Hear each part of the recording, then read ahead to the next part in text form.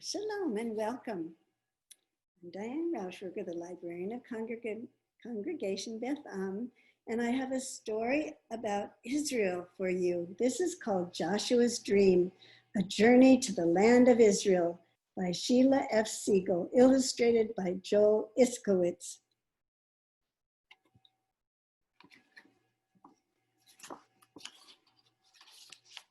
And this is a UAHC press.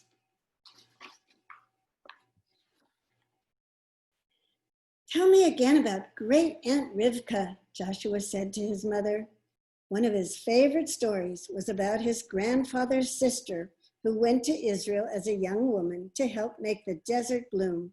Joshua thought that was amazing. Joshua's mother took the old family photo album out of the cabinet and pulled some big picture books about Israel off the shelf. Joshua climbed up on the sofa next to her. Once upon a time, but not very long ago, she always began as she opened one of the books. The land of Israel had so many sandy deserts, murky swamps, and rocky hills that hardly any trees, flowers, or food could grow there. And that made it very hard for the people to live there. For a long time, the Jews who lived in the land of Israel had very little food or money, but they loved their homeland so much that they stayed and they worked as hard as they could, and they prayed for better times.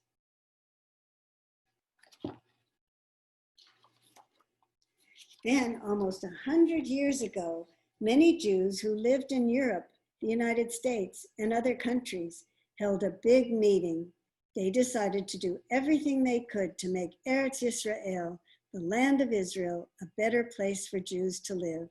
They called themselves Zionists because in the Bible, Zion was another name for the land of Israel. Many Zionists, like Aunt Rivka, packed up and went to Israel to help make that dream come true.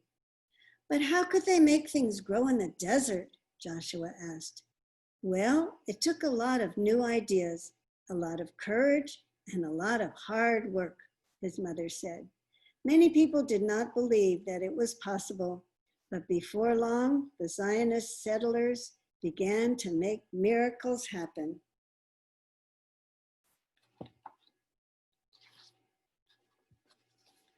They brought water to the desert through new pipes and sprinklers so that orange trees could grow in the sandy earth.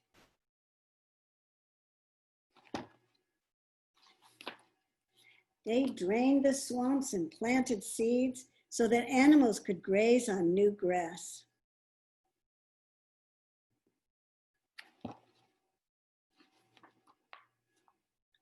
They blasted away rocks so that date palms and almond trees and flowers could grow along the hillsides.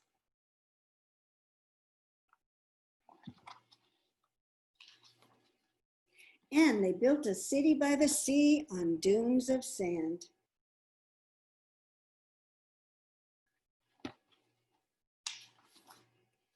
And Aunt Rivka did some of those things, right, Mom? Joshua said proudly.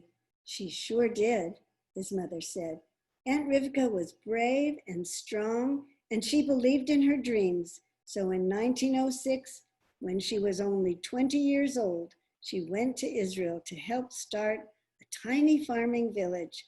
There she slept in a tent and worked all day in the hot sun, digging, cleaning, planting, and watering until she saw her dreams begin to come true. Orange trees growing in the desert, children playing in their shade and eating their fruit.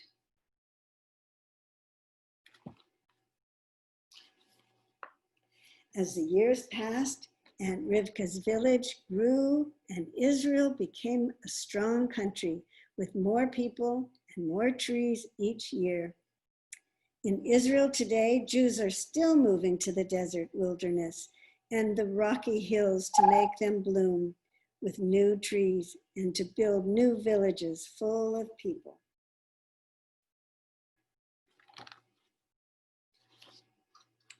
One day, Joshua thought, I'm also going to help build Israel with my own hands, like Aunt Rivka. Joshua spent a lot of time looking at the books about Israel. He paid special attention to pictures of people working in the desert so that when the time came, he could make sure to bring everything he needed: a hat to shade him from the hot sun, work shoes, sturdy shoes, work shorts, sturdy shoes, a canteen for drinking water, and of course, a good shovel for digging and planting.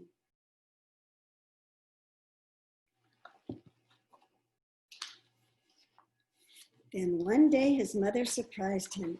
Pack up your gear, she said. We'll all be off to Israel next week. Joshua was thrilled. Now he could see himself standing in the desert with sand all around him, digging up the earth with his own tools, setting a little tree into the ground with his own hands. And that's just what he did.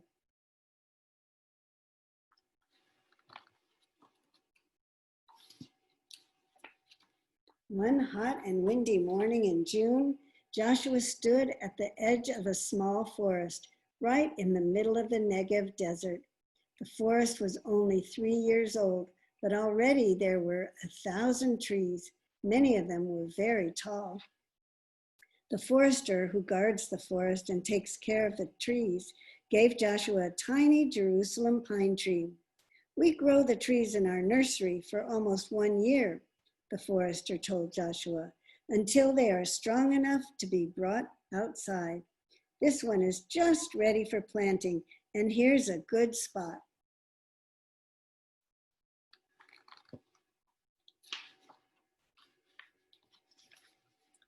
Joshua put his hands around the little tree, the smallest tree he had ever seen. He held it proudly for a few moments.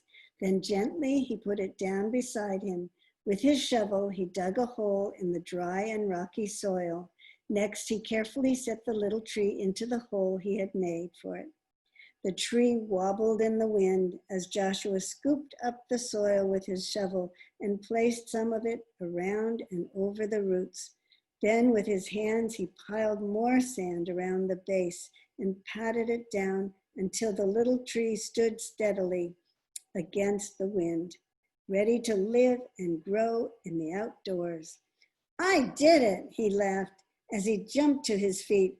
This little tree will grow in the desert, and I planted it. It really was his dream come true, his own part in building the land of Israel.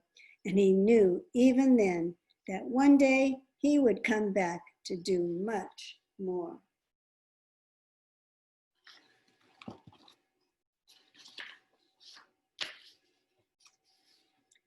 From that time on, whenever his mother took out the family album and the picture books to tell the story about Aunt Rivka and the builders of Israel, Joshua also was a part of it. But his own story was just beginning. I hope someday you'll get to go to Israel too, and maybe you'll get to plant a tree.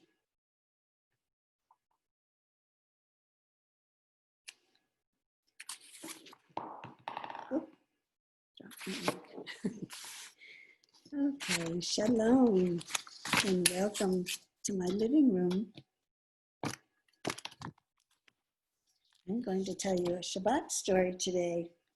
Let's see, there's something in my apron to help me tell this story. Don't be scared, it's a lion. So I must have a story about a lion and Shabbat. Let's see. Oh, this is one of my favorite stories. It's called The Sabbath Lion.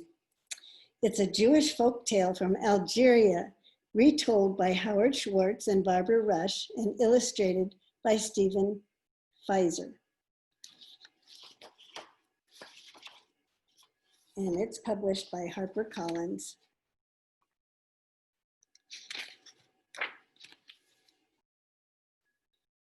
Long ago, in the faraway city of Algiers, there lived a Jewish widow and her 7 children. She had to work from dawn until dark to feed her large family. The woman's eldest son, Yosef, was only 10 years old, but he tried to help his mother as much as he could. Every day except Saturday, Yosef went to the marketplace to sweep the shopkeepers' stalls and keep their baskets full of fresh fruits and vegetables. Because he was such a good worker, the shopkeepers gave Yosef a small bag of rice, a few oranges, and every now and then nuts and dates to take home to his family.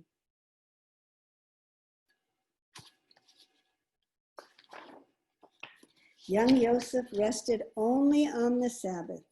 How he loved and honored this holy day. On Friday evenings, his mother lit the Sabbath candles and said a blessing. Then Yosef, holding his glass high, said the blessing over the wine, and raising the challah, a braided loaf that his mother baked on Friday mornings, he said the blessing over the special Sabbath bread. After that, Yosef and all the children turned to the door and sang a song welcoming the Sabbath queen. Come, O Sabbath queen, and bring peace and blessing on thy wing. Then they had their finest meal of the week with candles glowing brightly around them. On Saturday mornings, Yosef and his brothers walked to the synagogue to pray. Yosef did not travel or do any work on the Sabbath because it was forbidden, and he knew that a peaceful Sabbath gave him the strength to work hard the rest of the week.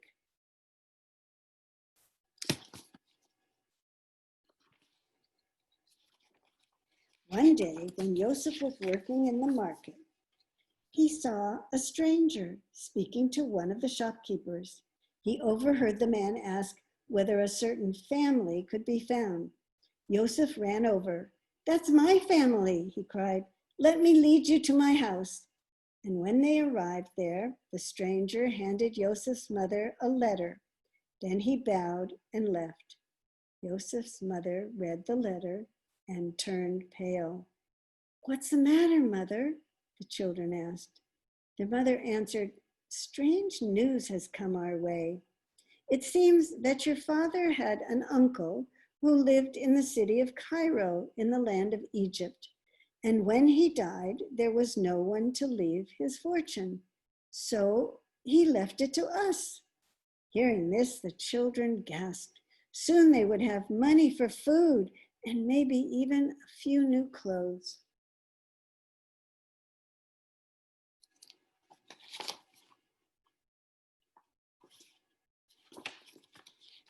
Yet their mother still looked worried. "The money would be a great blessing," she said, "but I would have to travel all the way to Egypt to claim it. How can I take 7 young children on such a long journey? I have no one to leave you with, and you're too young to be left alone." "Please, mother," said Yosef, "let me go to Cairo to get it." "But Yosef, you're too young. The sun is very hot. Wild animals live in the desert. No, no, no. It would not be safe for you to cross the desert." "Please, mother," begged Yosef, "have faith in God." Sorry. "Has he not sent us a great blessing? We must not ignore it." When Yosef's mother saw how strong her son's faith was, she finally agreed to let him go. But it was very expensive to travel across the desert, for he must join a caravan. Yosef's mother emptied all the hidden boxes in which she had been saving money for Passover and found just enough for the journey. Then she rushed out of the house to pay the leader of the caravan for Yosef's trip.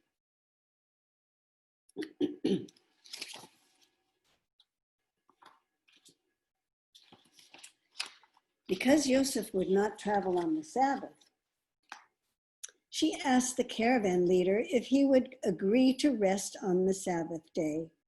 But the leader said, "It's dangerous to rest in the hot desert where wild animals attack. If you want us to stop on your Sabbath, you will have to pay more." and the man named a large sum of money. Joseph's mother was shocked. She had already given him all her savings. What else could she do? So the poor woman sold her golden wedding ring, the only valuable possession she had left. Then she gave the money to the leader of the caravan in exchange for his promise to rest on the Sabbath. The caravan left Algiers early Sunday morning. In his sack, Joseph carried a letter from his mother explaining that she had sent her son to collect the family's inheritance.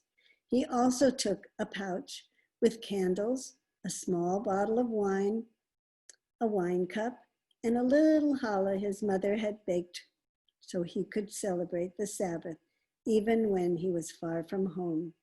So too did he bring a wooden spice box and a candle with many wicks for the blessings at the end of the Sabbath.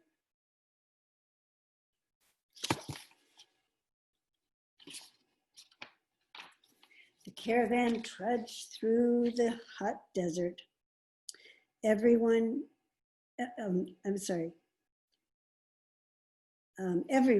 Joseph looked, he saw sand and only sand. The days passed slowly. The camels walked carefully across the burning sands, and the caravan would rest only when it was almost dark.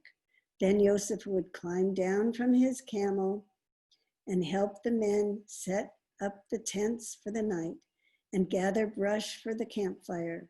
And at the first sign of dawn, the caravan would be once again on its way.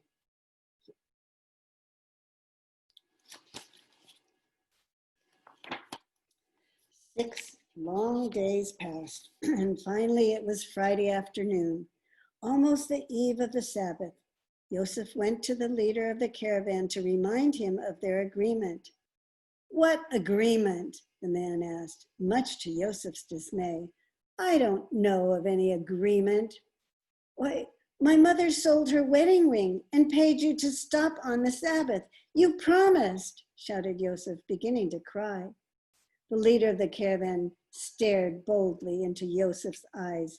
"We are going on," he said, "for there is still a bit of daylight left, and tomorrow we will ride all day. If you want to come with us, come. If not, stay here by yourself." Joseph looked up and saw that before long the sun would be setting, and he knew that he had to prepare for the Sabbath.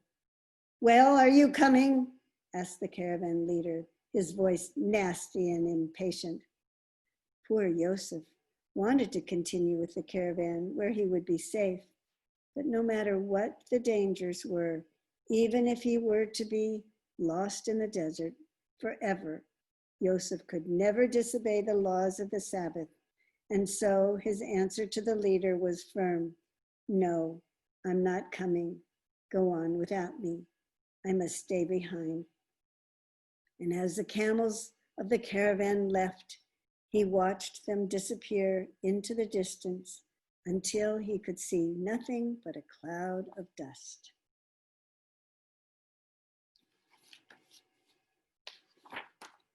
The sun was setting and the Sabbath was about to begin. Joseph knew that he must light the campfire quickly before the sun had set, and that he must put enough brush on the fire to burn through the night. This he did, and then as it grew dark, he sat down and sang his song to the Sabbath queen. "Come, O Sabbath queen, and bring peace and blessing on thy wing." Then Joseph sat surrounded by the desert without even a tree for shelter, with only the fire to keep wild animals away. He was afraid, so he closed his eyes and he prayed with all his heart. When he opened them, he saw something that made him tremble, for there in the distance was a huge lion moving swiftly in his direction. As the lion came closer, Joseph froze in terror, certain that his life was about to end. But when the lion was so close that Joseph could almost touch it, the huge beast quietly lay down at Joseph's feet. Joseph was afraid that the lion would pounce on him, but when it turned its head, Joseph saw that its eyes were kind.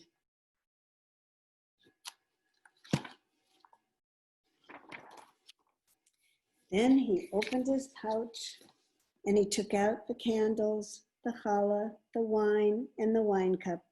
He lit the candles in the fire, and in a clear voice, he recited all the blessings. And as he did so, he was filled with a feeling of peace, as if he were at home celebrating the Sabbath with his mother and his brothers and sisters. Soon afterward, he fell asleep. Joseph awoke at dawn, and there was the lion still watching over him. The hours of the day passed. Joseph sang Sabbath songs and recited Sabbath prayers. He felt as calm and peaceful as he had the night before, and never once during all that time did the lion move from where it lay. Joseph was glad that he was not alone, and he was thankful for the company of his Sabbath friend. At last the sun set, and Joseph took out his wooden spice box, the candle with many wicks, and a cup of wine, and he said the special prayers for the end of the Sabbath. All this time the lion seemed to listen patiently, and then, when the prayers were over, the lion's kind eyes looked into Joseph's. It was then that the boy understood what had happened. The Sabbath queen had sent the lion as a wonderful present to protect him.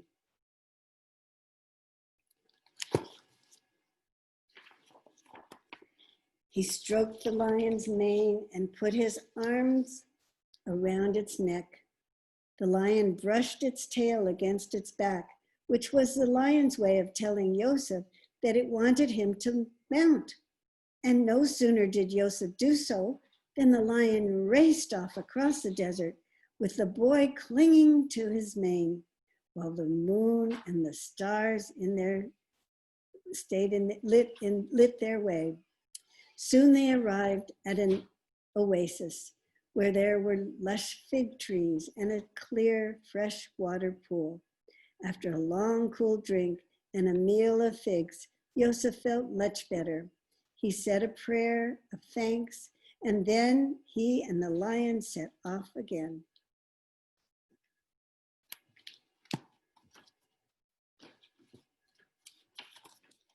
Early Sunday morning, Joseph saw a cloud of dust in the distance.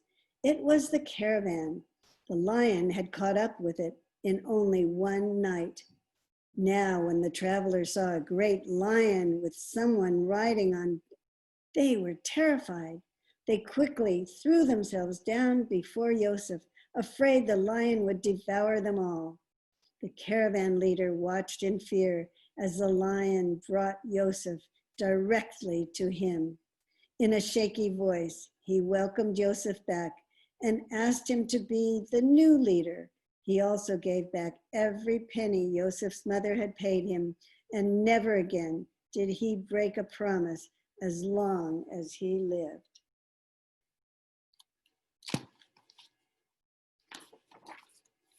So it was that Joseph and the Sabbath lion led the caravan all the rest of the way to Cairo.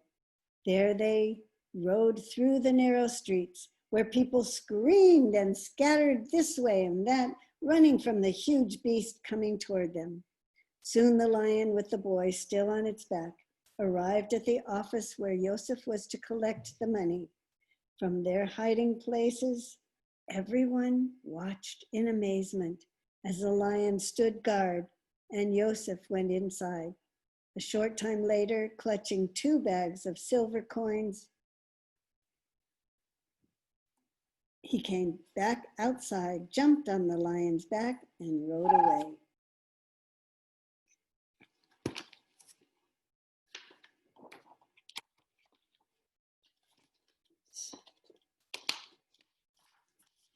Joseph and the lion sped through the desert once more, and before long, Joseph saw the walled city of Algiers, where his mother, brothers, and sisters awaited him.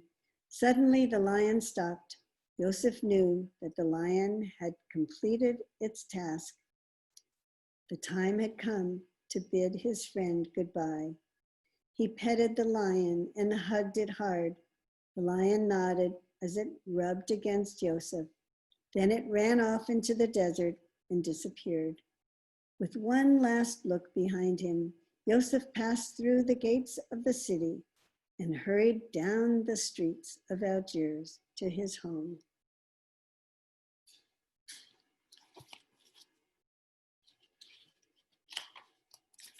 When Joseph's family saw that he was home, unharmed, they said prayers of thanks. And now that he had completed his task, the family could buy food and clothing and, yes, even a silver spice box for the closing of the Sabbath. And every Shabbat after that, the children begged Joseph to tell them his story, and he gladly did, for never did a Sabbath pass that he did not remember the Sabbath queen and the wonderful lion she sent to him.